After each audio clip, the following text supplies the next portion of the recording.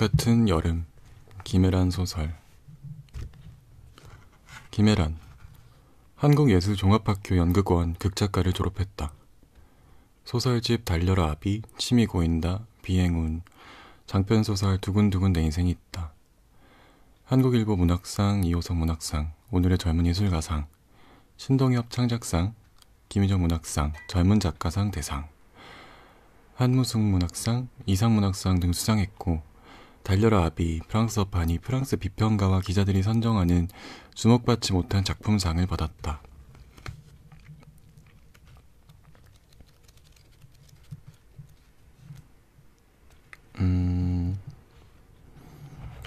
이게 여러가지 이야기가 옴니버스 형식으로 있는 그런 책인데, 사실 첫 번째 거를 전에 녹음하다가 녹음을 잘못한 거예요. 마이크를 정면을 바라보고 해야 되는데 정면을 바라보지 않고 뒷면을 바라보고 해서 진짜 내가 혼을 불사른 그런 녹음이 렉이가 된 거예요. 그래서 첫 번째 거는 너무 그때 열중해서 읽었기 때문에 다시 그렇게 못 읽을 것 같아서 세 번째 이야기 건너편을 읽을게요. 이번 크리스마스에는 노량진 수산시장에 가자고 이수가 수건을 개며 말했다. 노량진? 도화가 부엌에서 삼초 시금치를 다듬다 고개 돌렸다. 부엌이라 해봐야 거실에서 몇 발자국 거리지만 건너편 상대에게 말할 땐 목소리를 조금 높여야 했다. 거기 수업 있는데. 도화가 수심 어린 얼굴로 찬물에 시금치를 담갔다. 한겨울 눈바람을 맞고 자란 풀들이 도시 수돗물을 머금자 꽃처럼 부풀었다. 그날 나가봤자 복잡하고 바가지만 쓸 텐데. 물에서 시금치를 건지는 도화의 두 손에 초록이 무성했다. 이수는 거실 바닥에 앉아 개그 프로그램을 보며 낄낄 댔다. TV에서 눈을 떼지 않은 채 수건을 더디겠다. 도화 식대로 가로로 3번, 세로로 1번. 각 잡은 수건을 층층 쌓을 때마다 우리 집에선 늘 둥글게 말했는데 란 생각이 절로 났지만 아무래도 여긴 도화집이었다. 이수돈이 조금 들어갔다 해도 그건 사실이었다. 나 거기 아는 형이 있어. 가게 오면 잘해주겠다고 전부터 꼭 들르라더라. 이날 두 사람은 평소보다 달게 잤는데 저녁상이 오른 나물떡이었다. 도화는 밤새 내장 안에서 녹색 숯이 오래 타는 기운을 느꼈다. 낮은 조도로 전멸하는 식물 에너지가 어두운 몸속을 푸르스름하게 밝히는 동안 영혼도 그쪽으로 팔을 뻗어 불을 쬐는 기분이었다. 잠결에 자세를 바꾸다 도화는 속이 편하다는 느낌을 몇 번 받았다. 제철 음식이라 그런가?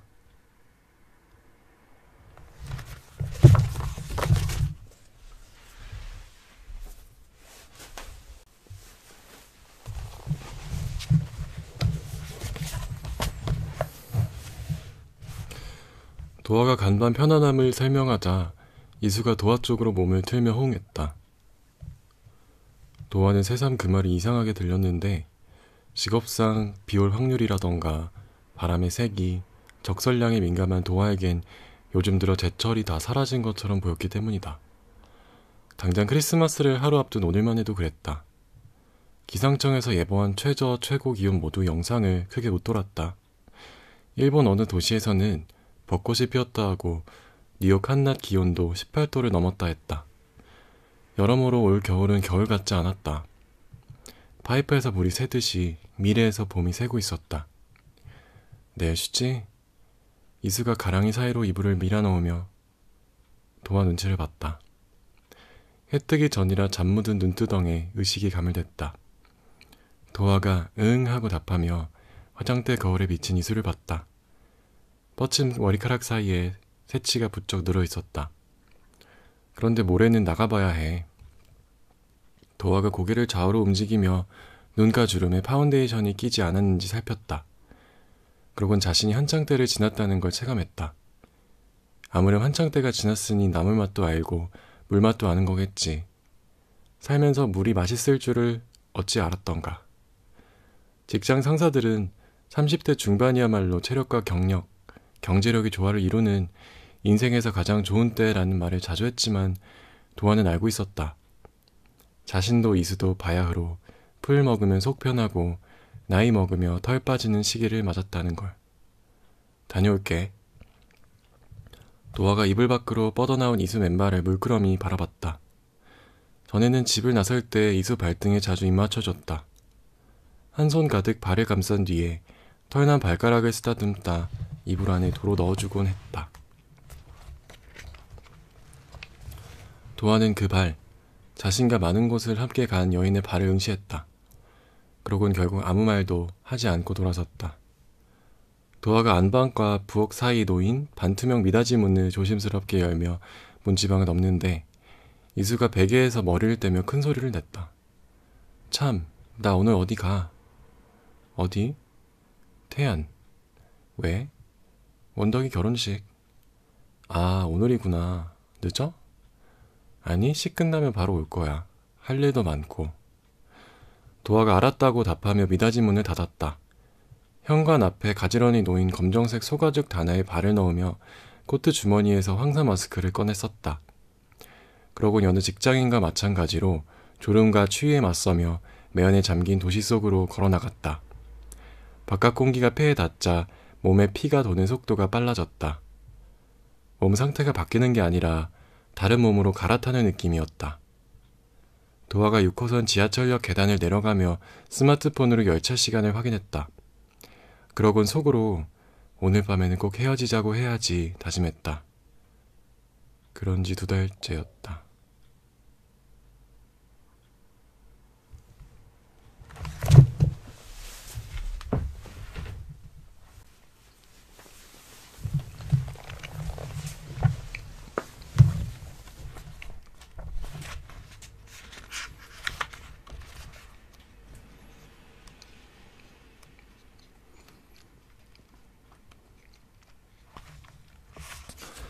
도화의 직장은 빌딩 숲이 우거진 도심 한복판에 있었다. 도화는 서울시 동동구에 위치한 서울지방경찰청 교통안전과 종합교통정보센터에서 일했다. 처음 본청 5층에 들어섰을 때 도화는 수백 대의 관측용 모니터에 압도당했다. 재난영화에서나 보던 현대적 시스템의 현현이랄까? 자신이 사막이나 잠자리 눈 안쪽에 들어선, 아니 그보다 행정이라는 고등생물 뇌 속에 앉아있는 기분이었다. 서울에는 하루 400만 대 이상의 차량이 오갔다. 교통정보센터에서는 도로별 상향을 분석해 라디오와 인터넷 방송국에 보냈다. 센터에 24시간 상주하는 안내원과 경찰이 그 일을 했다. 방송사 리포터를 제외하고 경찰청 직원 중 생방송을 진행하는 사람은 3명이었다. 10년 가까이 프로듀서 겸 스태프, 아나운서 일을 맡아온 최경희와 방송 경력 8년차 박경사, 그리고 경장 계급을 단지 얼마 안 된 도화가 한 팀이었다. 12월 24일 전국 미세먼지 농도는 매우 짙었다. 하늘을 친구처럼 국민을 하늘처럼 여기는 기상청 예보에 따르면 그랬다.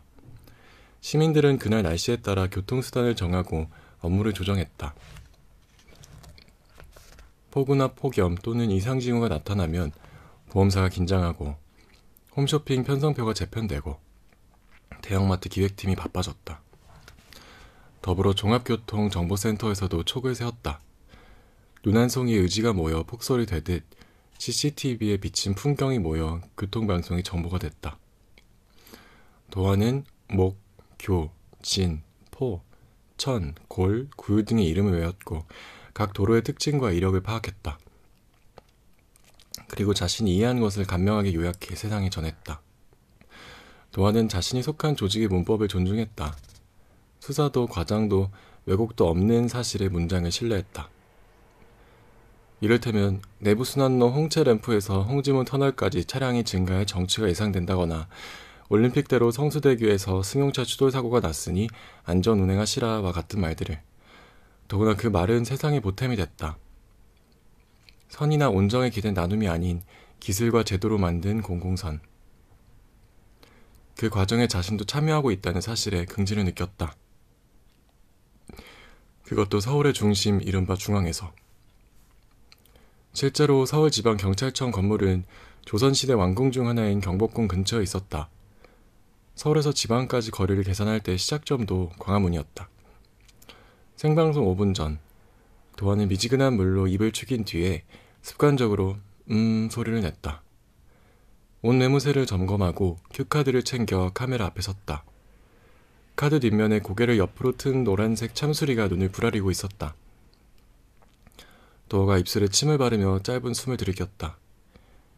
이윽고 프로듀서 겸 스태프를 맡은 최경희가 신호를 보냈다. 55분 교통정보를 알려드리겠습니다. 이른 아침 도화의 밝고 건전한 목소리가 시내 곳곳에 퍼져나갔다. 빗방울처럼, 종소리처럼, 산발적으로 또 다발적으로. 도화의 어깨에 박힌 무궁화 봉오리 모양 은장이 조명을 받아 차갑게 반짝였다.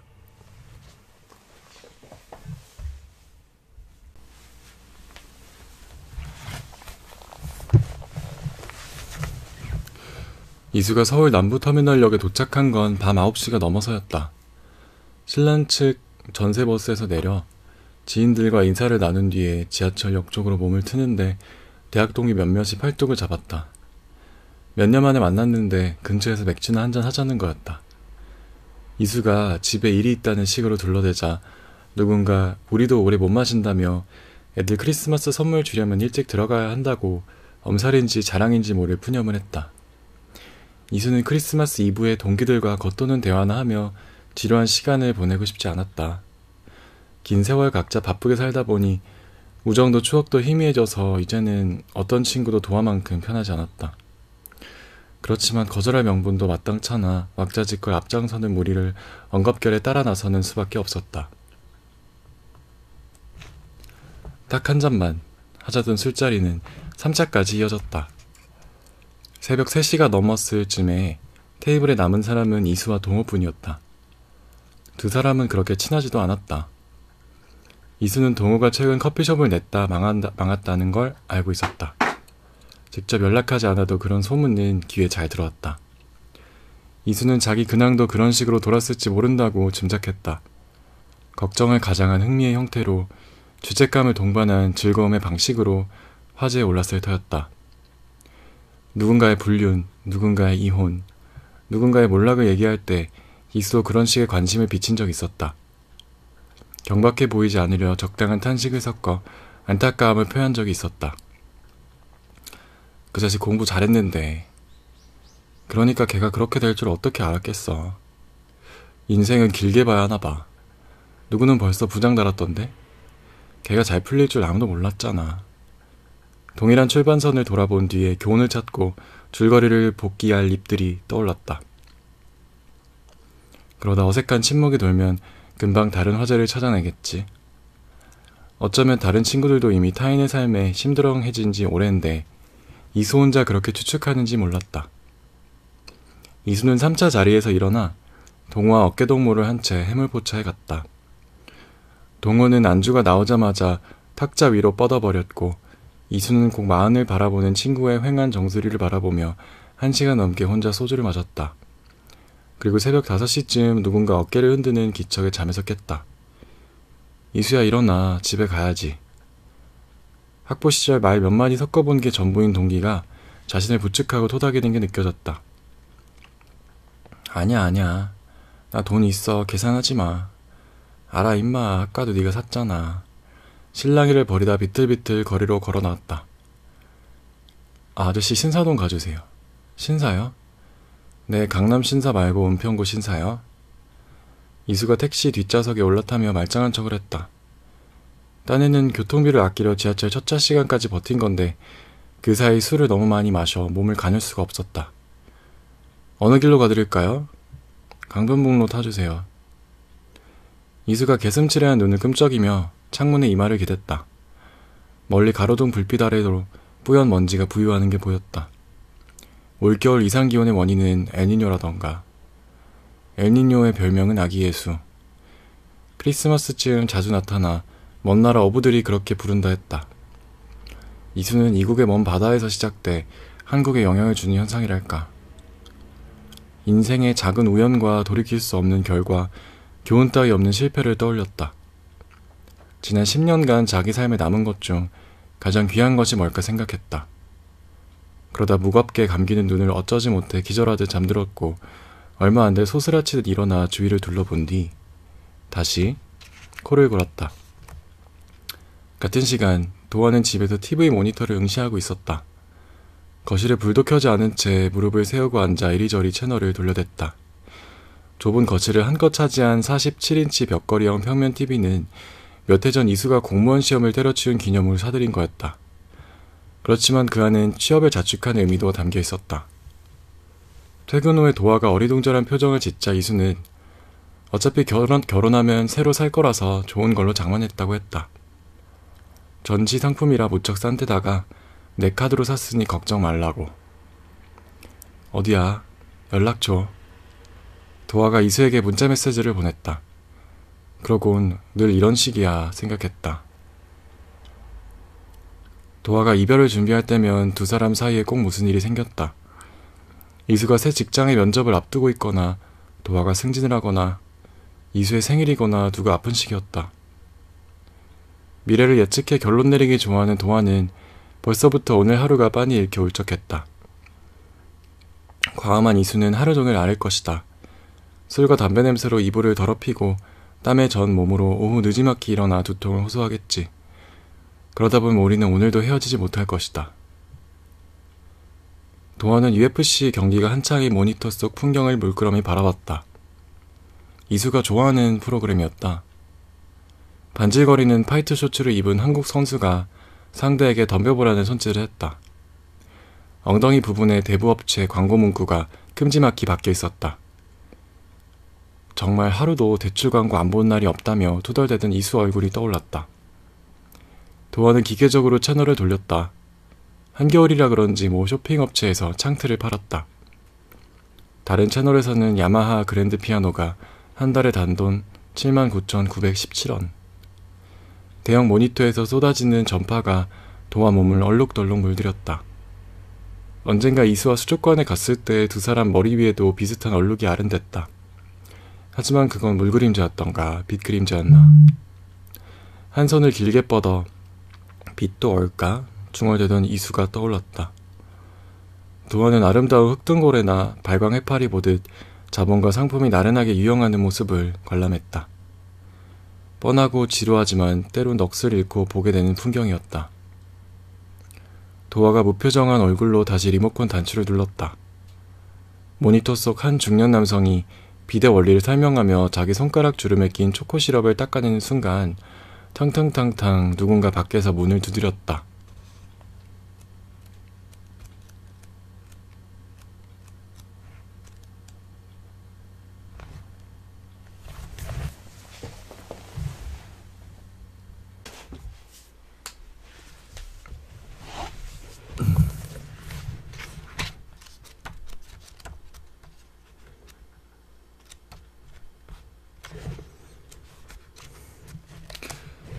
이수는 도화가 현관문을 열어두자마자 앞으로 고꾸라졌다.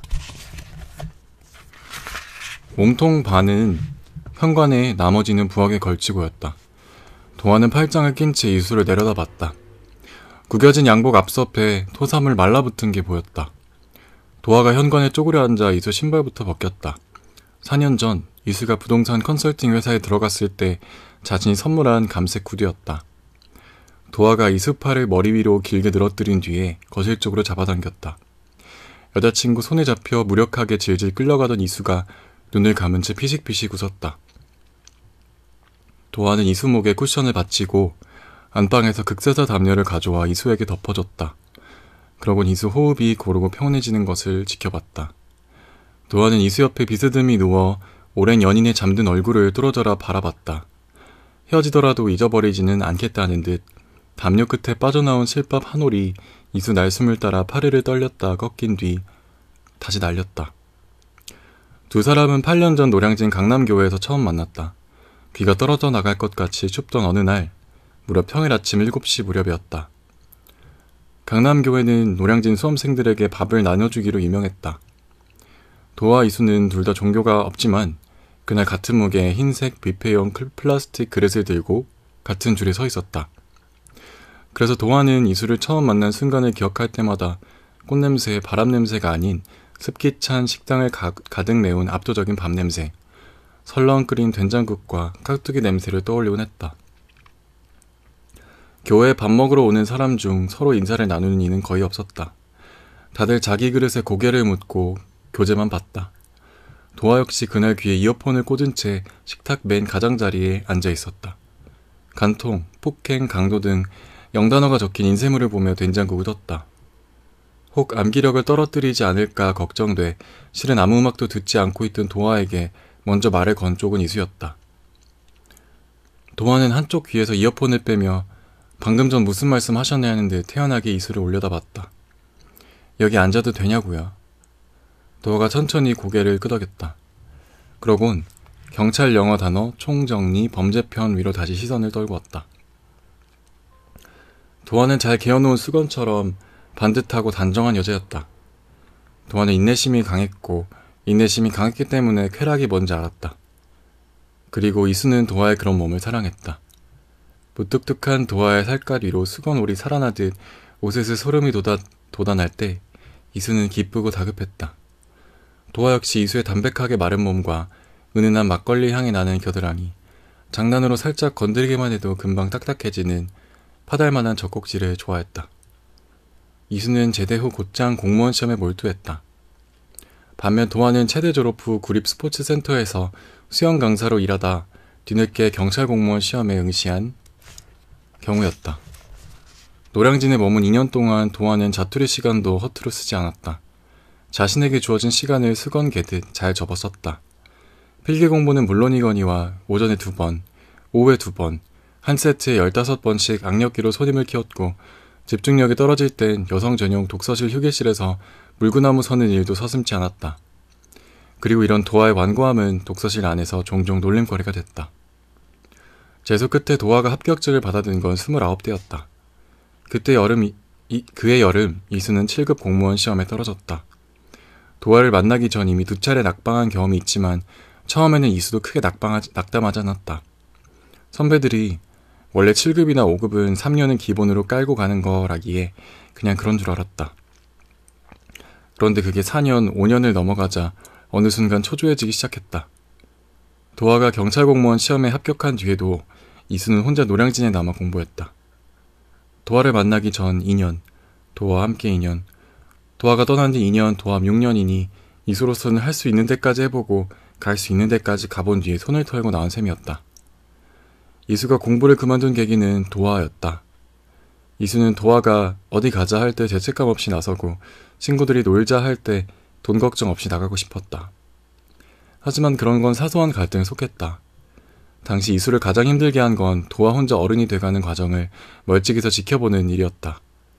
도화의 말투와 표정, 화제가 변하는 걸, 도화의 세계가 점점 커져가는 걸, 그 확장의 힘이 자신을 밀어내는 걸 감내하는 거였다. 게다가 도화는 국가가 인증하고 보증하는 시민이었다. 반면 자기는 뭐랄까, 학생도 직장인도 아닌 애매한 성인이었다. 이 사회 구성원이 돼 아직 시민은 아닌 것 같은 사람이었다. 입사 초 수다스러울 정도로 조직 생활에 어려움을 토로하던 도화가 어느 순간 자기 앞에서 더 이상 직장 얘기를 꺼내지 않는다는 사실을 깨달은 뒤에 이수는 모든 걸 정리하고 노량진을 떠났다. 한 시절과 작별하는 기분으로 뒤도 안 돌아보기 위해 이를 악물며 1호선 상행 열차에 몸을 실었다. 그 뒤 이수는 몇몇 직장의 인턴 자리를 전전하다 부동산 컨설팅 회사에 들어갔다. 진입 장벽이 낮은 대신 실적 압박이 커서 스트레스가 심한 곳이었다. 처음 만난 사람에게 거절과 모욕, 하대를 당할 때마다 이수는 자신이 있을 뻔한 곳, 있어야 했던 곳을 쳐다봤다. 그늘진 얼굴로 자기 인생이 어디서부터 어긋난 건지 복귀했다. 물론 공부를 접어 좋은 점도 있었다. 적어도 욕망, 그러니까 무언가를 입고 먹고 쓰는데 관대해줘도 됐으니까. 하지만 그 자유에 익숙해지기까지는 연습이 필요했다. 몇 시야? 이수가 미간을 찡그리며 물었다. 3시. 밖에 누나? 아니. 그런데 왜 이렇게 어두워? 눈이 아니라 먼지야. 미세먼지. 이수가 한 손으로 윗배를 움켜쥐었다. 아, 속쓰려. 여느 때라면 애정어린 잔소리와 함께 물을 갖다 줬을 도화가 그늘진 표정을 지었다. 이수야. 어? 우리 오늘 나가지 말자. 갑자기 왜? 그냥 밖에 공기도 안 좋고 귀찮아. 어제 내가 술 먹고 늦게 들어와서 화났어? 아니, 너 컨디션도 안 좋은 것 같고. 아니야, 나 나갈 수 있어. 얼른 씻을게. 오늘 너랑 맛있는 거 먹고 싶어. 도화가 입술을 몇 번 달싹이다가 전 그러면 집에서 피자나 시켜 먹자고 했다. 그러지 말고 우리 나가서 좋은 거 먹자. 나 돈 생겼어. 돈? 원덕이가 사회비로 50이나 넣었더라. 50이나? 그럼 그걸로 너 옷 사 입어. 맨날 옷 없다고 투덜대잖아. 뭐 하면 저금하던가. 아니야, 이런 돈은 그냥 써버려야 돼. 우리 뭐 먹을까? 광어 먹을까? 우럭? 둘 다 시켜도 되겠다.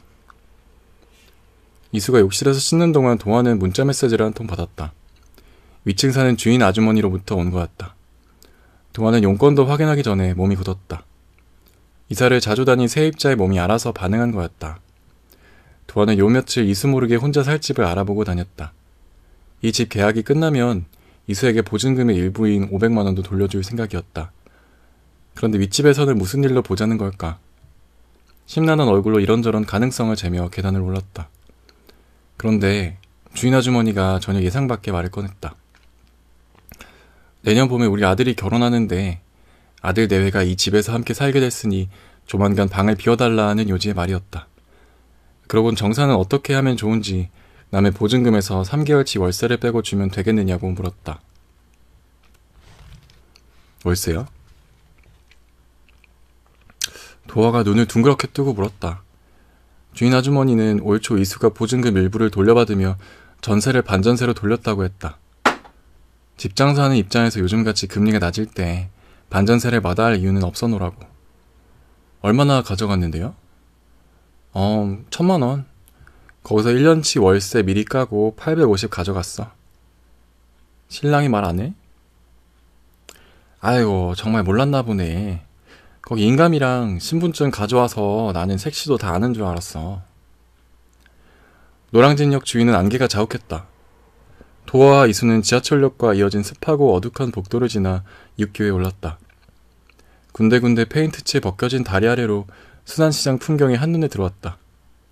다닥다닥 붙은 상점 위로 일렬로 쭉 늘어선 둥근 조명이 휘영청했다. 두 사람 다 노량진에 그렇게 오래 머물렀건만 수산시장에 온 건 처음이었다. 진작 가라앉은 기분과는 별개로 동화는 그 생생하고 떠들썩한 풍경에 잠시 마음을 뺏겼다. 사방에 꿈틀대고 펄떡이고 부글거리는 생물이 가득했다. 손님들 눈높이에 맞춰 비스듬히 세워놓은 좌판을 비롯해 계단식 수조, 얼음 담긴 스티로폼 상자와 붉은 대야의 각종 어패류와 갑각류가 박을댔다. 도마 위에 온갖 생선이 힘차게 허리를 틀며 피를 뿜어댔다. 그렇지만 흥분도 잠시 이수가 목적지를 찾지 못해 같은 자리를 연거푸 빙빙 돌자 동화는 그만 짜증이 나고 말았다. 전화해봤어? 그게 미리 연락하고 가면 괜히 부담 줄 것 같아서. 그래도 오늘 같은 날에는 예약을 했어야지. 크리스마스잖아. 이수가 머뭇대다 휴대전화를 꺼냈다. 그러곤 주머니 속 명함을 꺼내 더듬더듬 번호를 찍은 뒤에 통화 단추를 눌렀다. 왜 그래? 표정이 왜 그러냐고. 그게 없는 번호라는데? 이수는 같은 구역을 2번 더 돌았다. 도화의 얼굴은 이미 굳을 대로 굳어 있었다. 이상하다. 여기가 맞는 것 같은데.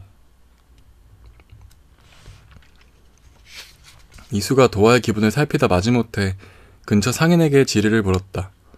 비닐 앞치마 차림에 고무장화를 신은 사내가 명함진 손을 길게 뻗어 찌푸린 눈으로 약도를 살폈다. 그러곤 이내 청해수산 하고 반색했다. 동시에 이수의 얼굴에 살짝 희망과 안도가 스쳤다. 여기가 거기요. 네? 이 집이 그 집이라고. 사내가 고갯짓으로 남의 수산이라 적힌 자기네 간판을 가리켰다. 전에 사장님하고 아는 사이신가? 이수는 대답 대신 복잡한 표정을 지었다. 사내는 얼마 전 자신이 청해수산을 인수했다고 했다. 전 사장이 뭐가 잘 안 풀렸는지 급히 떠나는 분위기였다고. 이 집 찾은 거면 잘 찾아오셨네. 이왕 온 거 여기서 드세요. 내가 잘 해드릴게. 집에서 출발할 때부터 자신만의 생각에 빠져 흥정에 별 관심 없던 도화와 달리 이수는 갈등했다. 이수는 천천히 다른 곳도 좀 둘러보고 스마트폰으로 가격을 비교한 뒤에 애누리 요령을 익혀 거래하고 싶었다. 그렇지만 시장을 몇 바퀴 더 돌자고 하면 도화가 폭발할 것 같았다. 저건 뭐예요? 이놈이요? 예, 돔이에요. 돔이요? 예, 줄돔. 이수는 살짝 긴장했다. 줄돔이 정확히 어떤 생선인지 몰라도 무척 비싸다는 것 정도는 알고 있었다.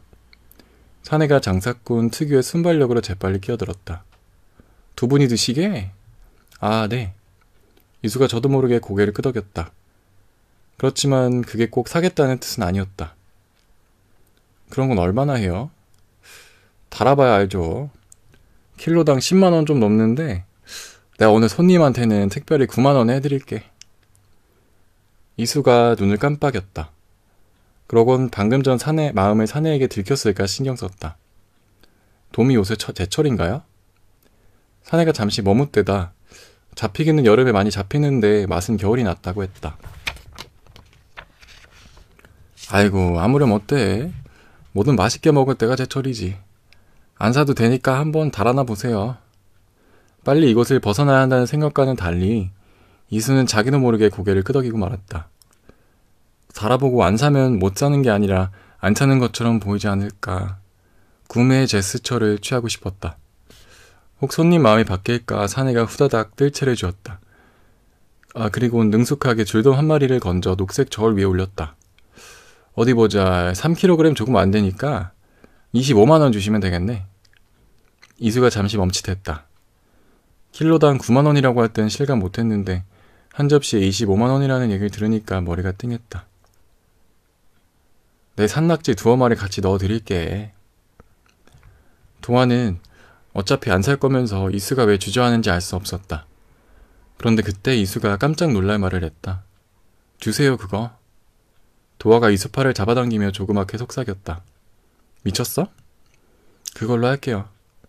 사내가 거리를 서둘렀다. 댁에 가져가시게? 아니요. 근처에서 먹을 거예요. 사내 움직임에 흥과 속도가 붙었다. 사내가 뜰채를 뒤집자 상처 하나 없이 깨끗한 생선이 시멘트 바닥 위에서 세차게 허리를 틀었다. 비둘기색 몸통 위에 검정 줄무늬가 산뜻했다.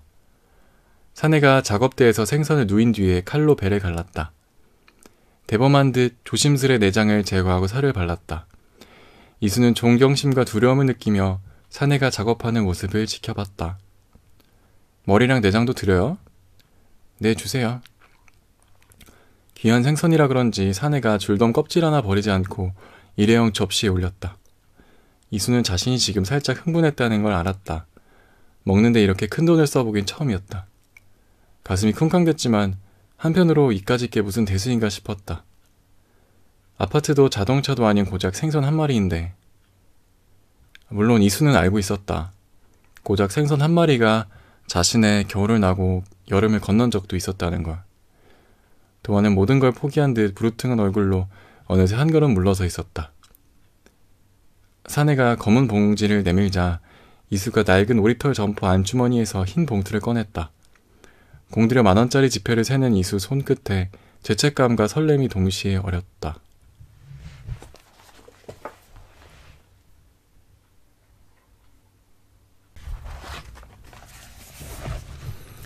두 사람은 한 손에 검은 봉지를 들고 어둑한 골목 안으로 들어갔다. 수산시장에 흔한 상차림 비용과 술값만 따로 받는 식당을 찾아서였다. 어디 갈까 잠시 갈등하다 두 사람은 그냥 남해수산 사장이 추천해준 가게에 갔다. 그러곤 신을 벗고 홀 안에 들어선 순간부터 정신을 차리지 못했다. 두 사람은 어안이 벙벙한 얼굴로 종업원의 안내에 따라 홀 중앙에 앉았다. 테이블 간격이 몹시 좁은 데다가 앞, 뒤, 옆 사방이 취객들로 가득한 자리였다. 주위를 둘러보니 좋기 200~300명은 넘어 보이는 이들이 너른 홀에 앉아 일제히 무언가를 씹고 삼키고 시끄럽게 떠들고 있었다. 도화 이수가 자리에 앉자 테이블 위로 순식간에 개인 접시와 수저, 양념장이 놓였다.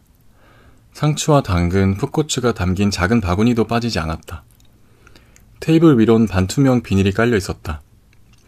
곧이어 두 사람이 산 줄도매가 스티로폼 접시에 가지런히 담겨 나왔다. 방금 전 막 숨이 끊긴 생선 대가리가 넋이 나간 얼굴로 허공을 응시하고 있었다. 이수가 애써 침착한 표정으로 작은 간장 그릇에 고추냉이를 풀었다. 생와사비면 더 좋았을 텐데. 25만원짜리 회라면 그냥 그래야 하지 않겠나? 아쉽고 섭섭한 마음을 누르며 젓가락을 올렸다. 이거 먹어봐. 이수가 도화 쪽으로 손을 뻗으며 다감하게 말했다. 도화는 자기 개인 접시 위에 놓인 도톰하고 반투명한 살점을 잠시 바라봤다. 이수가 회 한 점을 집어 입에 넣었다. 자신의 선택에 실망하지 않으려 오물오물 신중하게 생선 맛을 살폈다. 괜찮네.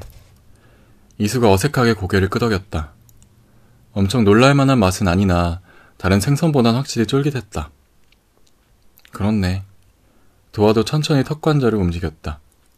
두 사람은 이런 소비가 꽤 익숙한 사람인 양 물었다. 여기요, 처음처럼 한 병 주세요. 도화가 평소 입에 대지 않는 술을 다 시켰다. 괜찮아? 한 장 정도는. 내일 방송 있잖아. 도화가 어깨를 으쓱했다. 괜찮아. 크리스마스잖아. 이수 옆에 한 사내가 갑자기 언성을 높였다. 여기요. 아니 여기요 여기. 이수가 옆 사내를 티나지 않게 의식하며 도화잔에 소주를 따랐다. 사내는 아까부터 유리컵 바꿔달라는 얘기를 몇 번이나 했는데 여태 소식이 없느냐 하며 아직 소년티를 못 벗은 종업원을 나무랐다.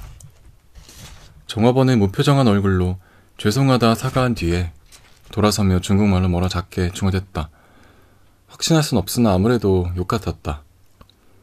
이 모습을 눈여겨본 이수가 도화에게 친근하게 속삭였다. 요즘은 참 어디 가도 이방인 천지다. 그렇지. 도화가 형식적으로 고개를 끄덕였다. 이수는 문득 이상한 기분이 들었지만 이런 때일수록 싱거운 말로 재빨리 불길함을 행궈내야 한다는 것을 알았다. 어제 태안 가는 버스에도 외국인 많더라. 전세버스에? 아니 고속버스에. 나 사회바에서 좀 일찍 내려갔거든. 그런데 거기 몽골인가 우즈베키스탄인가 중앙아시아 쪽 사람들로 보이는 남자들이 있더라고. 한국에 일하러 온 사람들 같았어. 당진에 공장 많으니까. 근데 그 사람들 가는 내내 너무 시끄러운 거야. 하필 내 앞뒤로 앉아가지고 자기네 나라 말로 막 떠들고 나중에는 잠도 못 자고 피곤하겠더라고. 도화가 남의 수산에서 서비스로 준 산낙지 한 토막을 집어 기름장에 담갔다. 조용해달라고 하지 그랬어. 맨살에 소금이 닿은 낙지가 심하게 몸을 틀었다. 왠지 말도 안 통할 것 같고 거기 머릿수가 많아서 내가 참았어. 그런데 있지. 어느 순간 약속이라도 한 듯이 버스 안이 갑자기 조용해지더라. 왜? 이수가 극적 효과를 노리듯 잠시 뜸을 들였다. 바다가 나왔거든. 막 서해대교 지났는데 아슬한 잔물견이 반짝반짝해. 대륙 사람들은 바다 볼 기회가 별로 없지 않나? 몇몇은 아예 창가로 자리를 옮겨서 심각한 표정으로 바다만 보더라고. 스마트폰으로 사진도 찍고. 가족 생각이 나는지 뭐가 그리운지 서로 한마디도 안 해. 그런데 이게 그냥 고요가 아니라 엄청나게 시끄럽던 와중에 들이닥친 고요라서 되게 인상적이었어. 도화가 젓가락으로 산낙지를 뒤집으며 대꾸했다. 그랬겠네. 이수 얼굴에 살필 실망감이 스쳤다. 도화가 자기 잔에 다시 술을 따랐다. 이수가 만류하려다 괜히 잔소리처럼 들릴까봐 말을 돌렸다. 회 더 안 먹어? 좀 질리네. 그렇지. 우리 둘이 먹기엔 양이 좀 많지? 사실 이수도 진작 배가 찼지만 남은 살점을 꾸역꾸역 윗속으로 밀어넣고 있었다. 그래도 이 비싼 걸 매운탕에 넣을 순 없지. 도화야 좀 더 먹어봐. 억지로라도 먹어. 도화가 무덤덤한 얼굴로 세 번째 잔을 들이켰다. 이수야, 우리 만난 지 8년 됐나? 그럼 거의 10년 됐지. 도화가 이수와 눈을 마주치지 않은 채 아주 작은 목소리로 중얼거렸다. 10년이면 얼추 개수명하고 비슷하다. 이수가 온몸에 전깃줄을 칭칭 감은 크리스마스 트리처럼 환하게 웃었다. 불안할 때 반사적으로 나오는 행동이었다. 아까 주인 아주머니 만났어. 그때서야 이수는 모든 걸 이해했다는 듯 혼자 고개를 끄덕였다. 그 돈으로 뭐 했어? 도화가 짐짓 예의를 차렸다. 집에서 필요하대? 이수가 고개를 저었다. 누가 아프셔? 이수는 한 번 더 도리질을 했다. 설마 게임한 건 아니지? 이수가 처음으로 도화 눈을 똑바로 쳐다봤다. 깊은 눈망울 속에 수치심과 서운함이 엉겨 흔들렸다. 금방 돌려놓을게. 도화가 너그럽고 가혹한 투로 물었다. 올해 초1이잖아. 그러니까 빠른 시일 안에 꼭 메워놓을게. 아니, 안 그래도 돼. 어? 나 요즘 혼자 살 집 알아보고 있어. 그러니까 너도. 이수는 다급하고 무서워졌다. 도화야, 돈은 천천히 줘도 돼. 내년 3월까지 집 비워달라니까 그 사이 짐 정리해줬으면 좋겠어. 도화야, 미리 말 못한 거 미안해. 내가 다 설명. 도화가 아무 말도 듣고 싶지 않은 듯이 고개를 돌렸다. 그런데 그때 누군가 이수에게 다가와 아른체를 했다. 형. 이수 얼굴에 당황한 기색이 어렸다. 형, 여기 웬일이에요? 아, 명학씨. 도화는 방금 전 분위기도 그렇고 모르는 사람과 인사하고 싶지 않아 눈을 내리깔았다. 아, 이번 주에 왜 안 나오셨어요? 올해 마지막 스터디라고 다들 기다렸는데. 도화가 고개 들어 이수 얼굴을 봤다. 이수는 시선을 피했다. 명학이 그때서야 누구 하는 얼굴로 도화를 슬쩍 바라봤다. 명학의 서글서글한 눈엔 선의와 호기심이 가득했다. 도화는 속으로 아직 덜 실패한 눈이라 중얼거렸다. 오래전에 저 눈과 비슷한 눈을 가진 사람을 본 적 있다고, 자신도 가져본 적 있는 눈이라고 생각했다. 둘 사이의 미묘한 기운을 감지한 명학이 눈치 빠르게 자리를 정리했다. 아, 제가 두 분 데이트를 방해했네요. 마저 말씀 나누세요. 올해 형 도움 정말 많이 받았어요. 1월 첫 주에는 스터디 나오실 거죠? 그때 기출문제집 돌려드릴게요. 고마워요, 형. 그 말 드리려고 나왔어요. 이수가 명학을 천천히 올려다봤다. 그러고 고개를 끄덕이며 웃는 듯 기이하고 서글픈 미소를 지었다. 명학이 자리를 뜬 뒤 긴 침묵을 깨고 먼저 입을 연 건 도화였다. 회사는? 관뒀어. 매일 양복 입고 다시 노량진 간 거야? 1년 동안? 이수가 투명한 술잔 바닥을 응시했다. 왜 그랬어? 이수가 무언가 말할 듯 말 듯 입술을 떨었다. 왜 말 안 했어? 마지막이니까. 뭐? 아무에게도 말하지 않아야 내가 나 자신에게 마지막이라고 말할 수 있을 것 같았으니까. 그런데 이번에는 왠지 느낌이 좋아. 잘 될 것 같아. 4년 전에도 마지막이라고 말했지만 이번에는 정말 마지막이야. 그러니까 도화야, 조금만 기다려줘. 정말 딱 한 번만. 내년 여름까지만 부탁할게. 도화가 침착한 얼굴로 이수를 바라봤다. 오래전 이수가 현관에 나설 때면 저 사람 저대로 사라져버리면 어쩌지, 길 가다 교통사고라도 당하면 어떡하지 가슴이 저렸던 기억이 났다. 이수야, 응? 나는 네가 돈이 없어서, 공무원이 못 돼서 전세금을 빼가서 너랑 헤어지려는 게 아니야. 그냥 내 안에 있던 어떤 게 사라졌어. 그리고 그걸 되돌릴 수 있는 방법은 없는 것 같아. 잔을 쥔 이수 손이 가늘게 떨렸다. 시간이 지날수록 식당 안으로 손님이 꾸역꾸역 계속 밀려 들어왔다. 식당 한쪽에선 군인 모자를 쓴 노인들이 불쾌해진 얼굴로 노래를 부르고 그 옆에선 수험생 무리가 요란하게 건배했다. 매운탕이 펄펄 끓는 가스버너 주위로 아이들이 비명을 지르며 뛰어다니고 벽에 걸린 대형 TV에 나온 새터미는 북한 체제를 비판하고 있었다. 고요한 밤, 거룩한 밤. 누군가 찾아온데도 안개의 가를 결코 못 알아볼 것 같은 밤. 수백 명이 왕왕거리는 흙집에서 모두 소리 높여 떠드는 가운데 아무 말도 하지 않는 사람은 이수와 도화 둘뿐이었다. 12월 26일 미세먼지 농도는 나쁨 수준으로 내려갔다. 도화는 교통안전과 종합교통정보센터로 출근해 옷을 갈아입은 뒤 밤새 누적된 교통정보를 분석하고 방송 대본을 준비했다.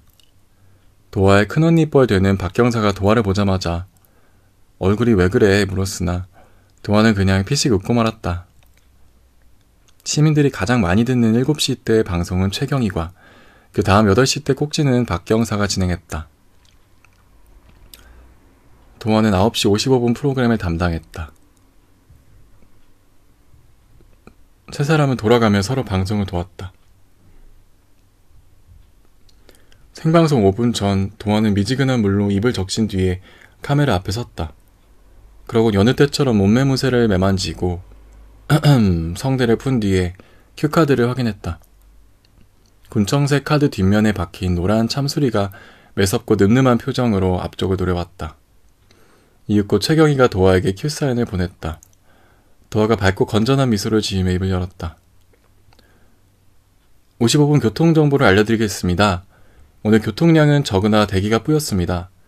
안개와 먼지가 뒤엉켜 가시거리가 짧으니 자동차 전조등을 밝게 켜시기 바랍니다. 이어서 노량진... 짧은 사이 도화는 잠시 말을 잇지 못했다. 대부분 알아채지 못한 실수였으나 방송 베테랑 최경희만은 심상치 않은 눈으로 도화를 주시했다. 도화는 노량진이라는 낱말을 발음한 순간 목 울대에서 묵직한 게 올라오는 것을 느꼈다. 단어 하나에 여러 기억이 섞여 뒤엉키는 걸 알았다. 서울시 동작구 노량진동 안에서 여러 번의 봄과 겨울을 난 한 번도 제철을 만끽하지 못하고 시들어간 여인의 젊은 얼굴이 떠올랐다. 교회 식당에서 도화씨가 좋아하는 것 같아 잔뜩 집어왔어요 라고 말하며 흰색 플라스틱 그릇 위에 가득 쌓인 동그랑땡을 자랑하던 모습과 옆면이 새까매진 한국사 교재, 베갯잎에 묻은 흰 머리카락, 눈가 주름, 살냄새 그런 것들이 밀려왔다. 한겨울 도화가 오들오들 떨며 현관문을 열면 따뜻한 두 손으로 언기를 녹여주던 모습과 여름이면 도화 쪽으로 바람이 더 가도록 선풍기 각도를 조절해주던 이수의 옆 얼굴도 그때서야 도화는 어제 오후 주인 아주머니를 만난 뒤에 자신이 느낀 게 배신감이 아니라 안도감이었다는 걸 깨달았다.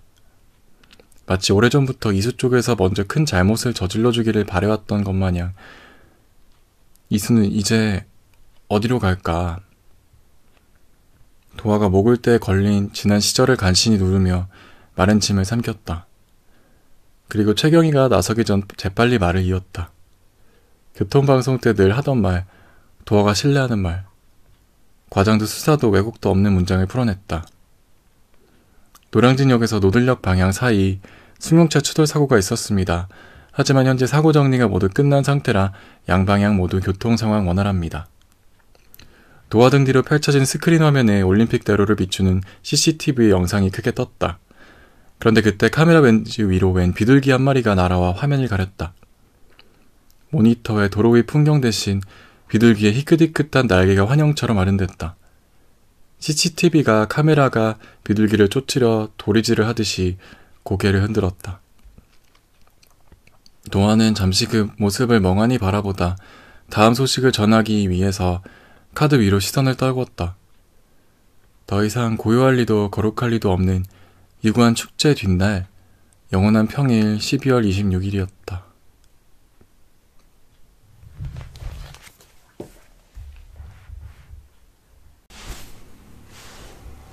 저는 개인적으로는 이런 적이 없는데 이 마음을 이해할 수 있을 것 같아.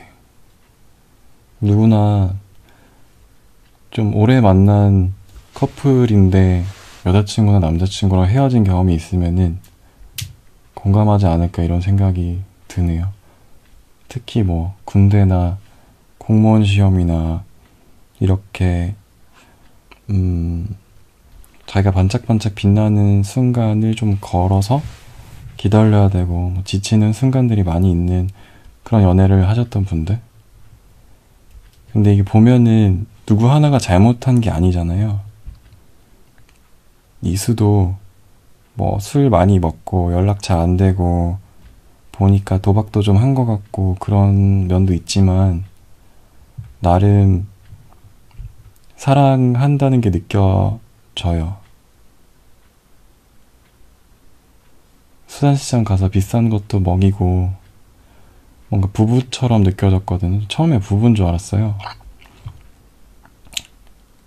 그래서 만약 잘못했다고만 하기에는 그 마음이 좀 느껴지는 것 같아요. 자기도 오랫동안 시험 준비했는데 여자친구한테도 미안하고 자괴감도 들고 자존감 떨어지고 그러다 보니까 줘야 될 관심도 잘 못 주고 약간 그런 게 아니었나. 또 도화 입장도 이해가 가는 게 아까 개수명이랑 비슷한 시간 동안 만났다고 했잖아요, 이 남자를.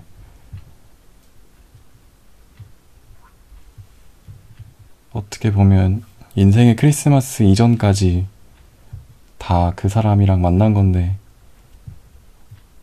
더 이상 뭐 사랑도 잘 안 남아있는 것 같고 미래는 불투명하고 그래도 사랑은 하니까 기다리긴 했는데 그런 상황이니까. 근데 모든 사랑이 성공할 수는 없는 거니까 이렇게 좋지 않은 환경, 좋지 않은 타이밍도 겪을 수 있다고 생각을 하고 이런 시간이 지나면은 좋은 사람을 만날 수 있을 거라고 생각을 해요. 크리스마스가 매년 있는 거잖아요. 올해 크리스마스가 지났다고 뭐 인생 끝나는 게 아니니까 각자 더 좋은 사람 만나서 행복하게 살았으면 좋겠다는 생각도 들면서 뭔가 풋풋했던 그런 연애가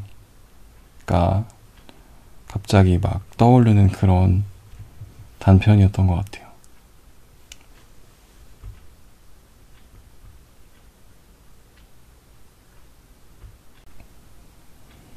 이 책을 추천해준 친구는 캘리그라피 작가예요. 일을 하다가 우연히 알게 된 친구인데 나이대가 비슷해서 좀 가까워진 것 같아요. 근데 굉장히 감수성이 풍부하고 뭐랄까 같은 거를 봐도 굉장히 섬세하게 느끼고 즐거워하는 그런 친구거든요. 그래서 저는 겉으로만 봤을 때 엄청 밝은 줄 알았는데 이런 어두운 이야기들에 좀 공감한다는 게 의외기도 하고 그런 면도 가지고 있구나 이런 생각이 들었어요. 매일매일이 뭐 즐거운 건 아닌 것 같아요. 제가 알을 겪고 나서 뭔가 좀 반짝거리는 그런 느낌처럼 도화도 였고 맞고 이 캘리그라피를 잘 견뎌서 활짝 핀 게 아니고요. 정말 지금 힘든 시기를 그런 분들 중에 녹음을 듣고 계신 분들이 있으면 드리고 싶네요. 너가 잘못한 거 하나도 없고 이 시간을 잘 견디면 된다고.